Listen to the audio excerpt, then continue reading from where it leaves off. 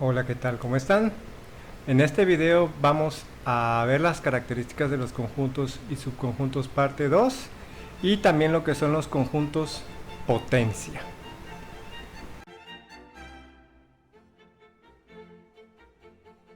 En el video anterior ya habíamos mencionado que todo conjunto A o B o C son un subconjunto del universo. Bueno, aquí vamos a definirlo. Que suponga que todo elemento de un conjunto A también es un elemento de un conjunto B. Es decir, si el elemento A pertenece al conjunto A, implica que el elemento A pertenece a B. Entonces se dice que A es un subconjunto de B. También se dice que A está contenido en B o que B contiene a A. Y esta relación se puede escribir de esta manera. Por ahí tenemos los símbolos de subconjuntos. Ahí tenemos el subconjunto D, subconjunto propio D y no es subconjunto propio D. A conjunto B significa que cada elemento de A es también elemento de B. Y A conjunto propio D significa que el conjunto A es un subconjunto de B, pero A es diferente de B. A, subconjunto de B, y B, subconjunto de A. Sean A, rojo, amarillo, azul. B, azul, rojo, amarillo. Entonces A es igual a B. Si A no es subconjunto de B, se escribe A no es subconjunto propio de B. Considérese los siguientes conjuntos. Por ahí tenemos el significado de cada símbolo. Tenemos que el conjunto A son los elementos de X en donde los elementos de X pertenecen a Z. Siempre y cuando sean estos mayores que 10 y menores que 100. ¿Sí? Z es el conjunto de todos los números enteros. ¿Sí? Y acá tenemos que B es 2, 3, 5, 11, 12, 15, 21, 30, 45 y 82. Ahí tenemos los dos tipos de definiciones de conjuntos. ¿Sí? El primero que es por comprensión y el segundo que es el detallado. ¿Sí? Y por último tenemos C igual a 12, 15 y 45. Entonces se tiene que el conjunto C es un subconjunto de B. Efectivamente, porque vemos que dentro de B está el 12, está el 15 y está el 45. El conjunto C es un subconjunto de A. Así es. ¿Por qué? Porque recordemos que el conjunto A es un rango de números enteros cuyos elementos X están, ya dicho un poquito más propio, entre el 11 y el 99.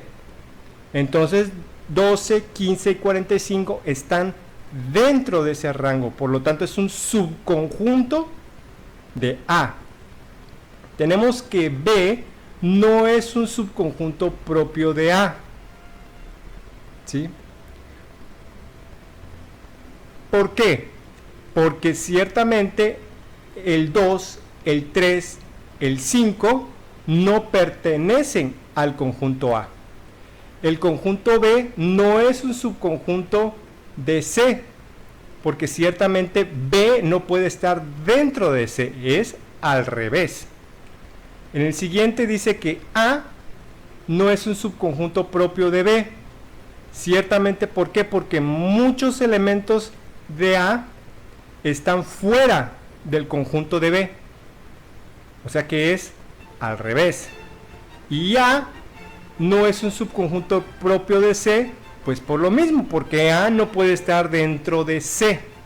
¿De acuerdo? Conjuntos potencia. Para un conjunto S dado, es posible hablar de la clase de todos los subconjuntos de S. Esta clase se denomina conjunto potencia de S y se denota P entre paréntesis S. Si S es finito, entonces también PS lo es. De hecho, el número de elementos en PS es igual a 2 elevado a la potencia n a la s. Es decir, por ahí tenemos que n, entre paréntesis, PS es igual a 2 a la n por s. Debido a lo anterior, el conjunto potencia de S algunas veces se denota por 2 a la S, ya para simplificarlo. ¿De acuerdo? Suponga que S es igual a 1, 2 y 3. El conjunto S, sus elementos son 1, 2 y 3. Entonces, el conjunto potencia de S comienza desde el conjunto vacío. Por ahí tenemos 1, 2 y 3. Tenemos 1, 2, 1, 3 y 2, 3. Y al final el conjunto S. O sea, también el conjunto potencia de S es conjunto vacío 1, 2, 3, 1, 2, 1, 3, 2, 3 y nuevamente el conjunto S que es 1, 2 y 3. Observe que el conjunto vacío pertenece al conjunto potencia, ya que vacío es un subconjunto de S, en forma semejante del conjunto S que pertenece al conjunto potencia S. Como era de esperar, con base en la observación anterior, el conjunto potencia tiene 2 a la 3, o sea, 8 elementos, y si los contamos efectivamente, ahí tiene los 8 elementos, los que están entre llaves, incluyendo también al conjunto vacío. Supongo que S es igual a 1, 2, 3, 4. Bueno, aquí de antemano vamos a utilizar el 2 a la S, o sea, el 2 a la 4. Entonces estamos hablando ahora de 16 dígitos. ¿Sí? Entonces ahí tenemos el ejemplo en una tabla, empezando por el subconjunto vacío.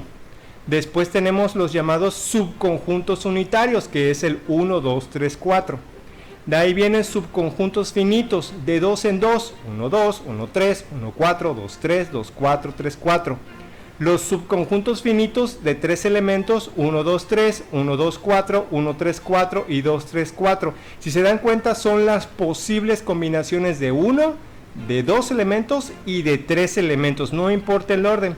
Y al final, el conjunto finito de 4 elementos, que son los propios que tiene el conjunto S.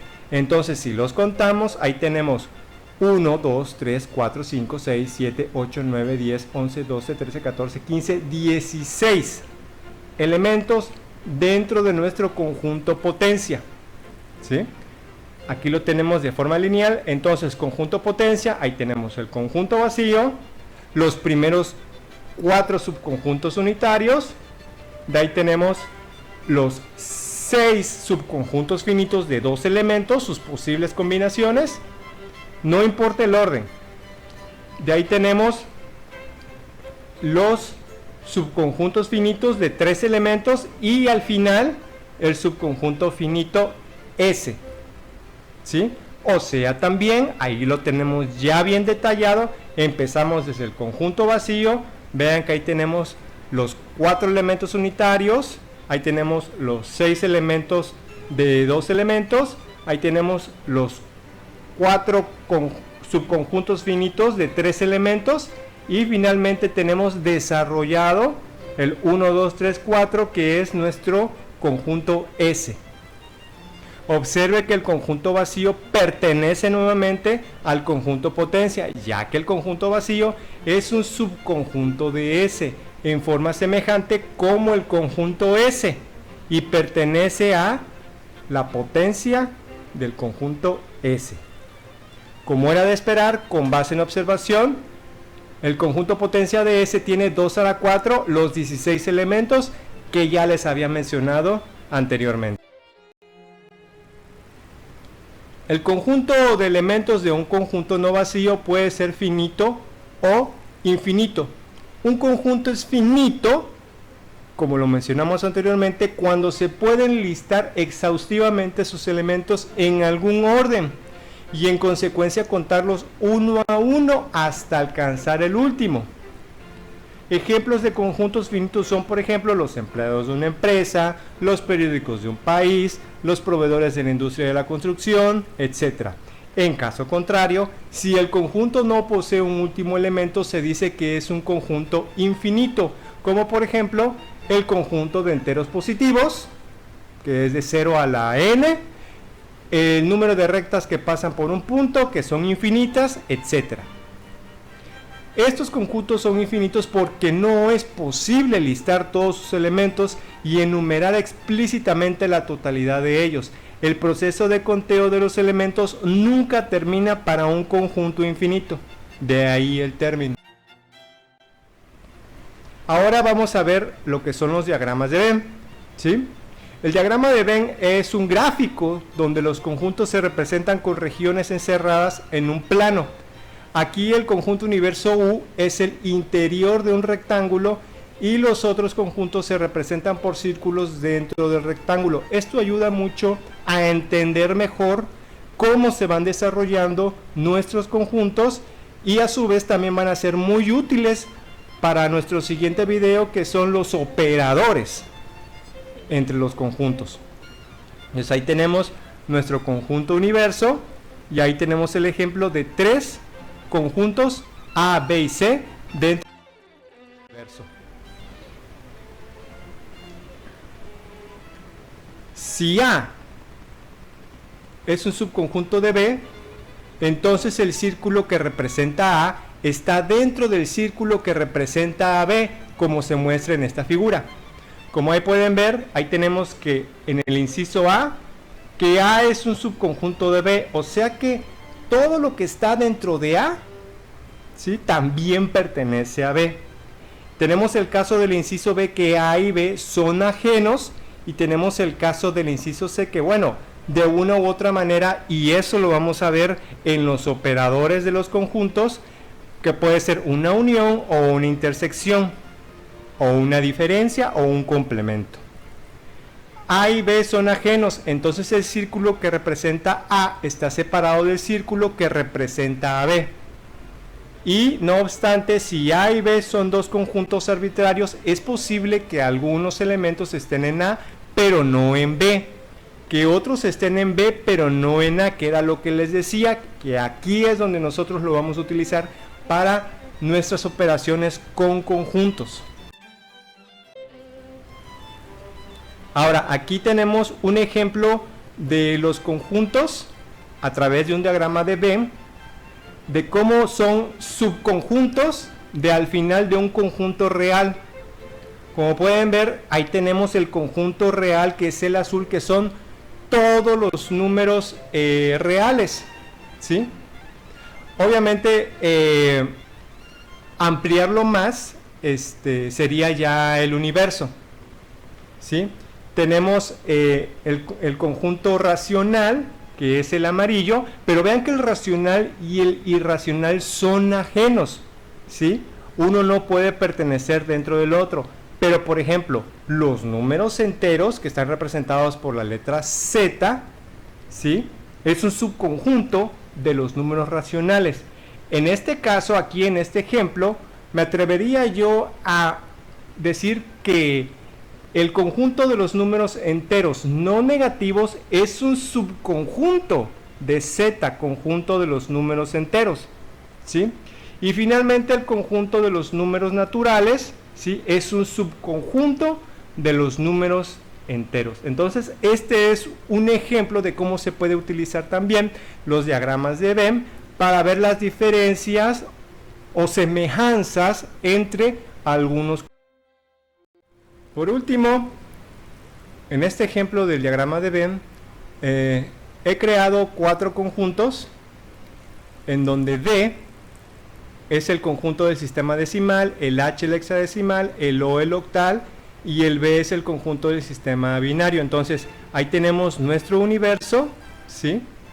Todos ellos son subconjuntos del universo, como ya lo hemos dicho. Recuerden que todo conjunto es un subconjunto del universo, ¿de acuerdo? Porque todo está contenido dentro del universo. Es como todos nosotros estamos contenidos dentro de este gran e inmenso universo, ¿sí? Entonces por ahí vamos a definir que el conjunto decimal es del 0 al 9. Entonces podemos decir que el conjunto hexadecimal es un conjunto finito, pero solamente una parte pertenece al conjunto decimal, nada más del 0 al 9, pero ya de la A a la F ya no.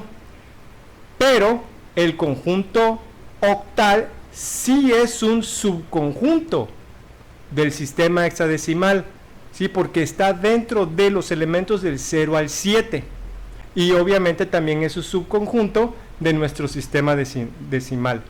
Y finalmente nuestro conjunto binario pues viene siendo un subconjunto finito de nuestro conjunto octal, hexadecimal y decimal, porque solamente pertenecen los ceros y los unos. Entonces se tiene que el conjunto B es un subconjunto de octal, el conjunto binario es un subconjunto del hexadecimal y el conjunto binario es un subconjunto del conjunto decimal, ¿sí? El sistema octal no pertenece al binario, ¿sí? Porque no puede estar dentro de, ¿sí? Solamente el binario está dentro del octal, pero no puede pertenecer dentro del conjunto binario, ¿de acuerdo? El octal es un subconjunto del hexadecimal, como podemos ver ahí, y el octal es un subconjunto del decimal, ¿sí? El hexadecimal no pertenece al B. Les vuelvo a repetir, H no puede estar contenido en el binario, ni tampoco el hexadecimal puede estar contenido en el octal, ni tampoco el hexadecimal puede estar contenido en el D, porque tiene las letras. Ahí solamente el conjunto H es un subconjunto del universo. Eso ha sido todo en este video. Muchas gracias. En el próximo video vamos a ver lo que son las operaciones entre conjuntos. Hasta luego, que estén bien.